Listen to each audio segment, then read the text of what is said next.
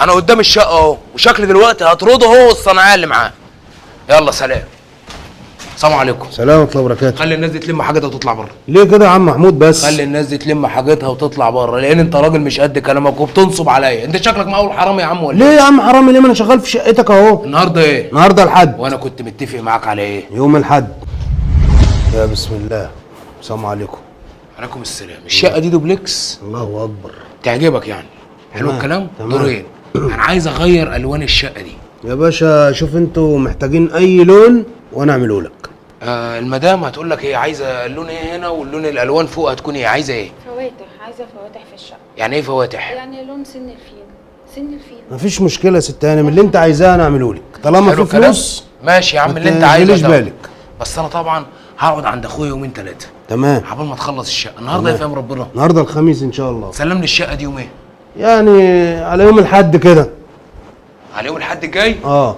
طب الشقه دي لو ما استلمتهاش يوم الحد الجاي يا هتحصل مشكله. عم ما تقلقش من اي حاجه، العربون اللي هتدفعه هتاخد قده مرتين. خلاص؟ هاخد قده مرتين؟ اه. ماشي يا عم.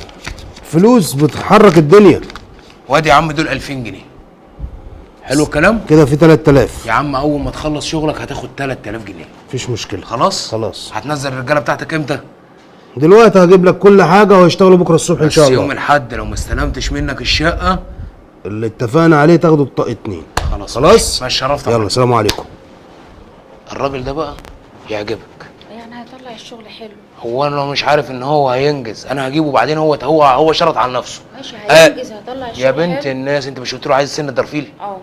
وبعدين لو ما استلمناش الشقه في ميعادنا هناخد ايه؟ العربون مرتين. بس كده. خلاص. انت اشمعنى بقى اخترت الالوان دي؟ هي فواتح عشان بتدي مساحه حلوه في الشقه، تتوسع المكان.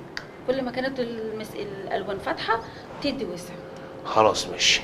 فوق وتحت. مش عايزه شغل كتير في الشقه ولا في الحيطان. والله ما كان لها لازمه ان احنا ندهنا، كنا قعدنا، ما احنا كنا عايشين على الطوب الاحمر وساكتين. وش نظافه يا محمود. يلا يلا بينا.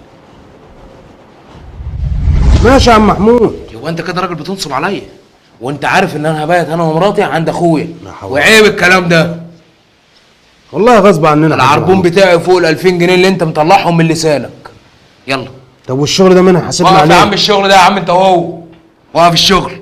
طب والشغل ده مين بعد هيحاسبنا اذنك عليه؟ يا ريس انزل. انزل يا عم. بعد اذنك يا استاذ. هات العده دي واطلع من هنا. يلا يا باشا. يلا يلا. انت يوميتك كام يا ريس؟ يوميتك كام؟ 400. 400؟ ادي 800 انت والراجل اللي معاك. ماشي. خلاص؟ ماشي يا باشا. يبقى انا كده عداني العيب وازح، انما انت لما تنصب